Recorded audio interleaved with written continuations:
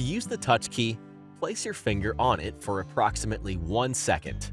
Then, remove your finger from the touch key. The control assigned to the touch key is now triggered.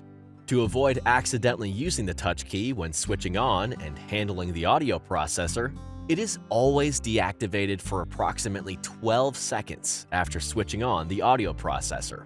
Your audiologist can program this button to change programs or activate standby mode. To avoid unintentional use of the touch key, your audiologist can deactivate it entirely, a helpful option for some younger users. If your Sonnet 3's touch key has been programmed differently than you would like, contact your audiologist, and they can reprogram it for you.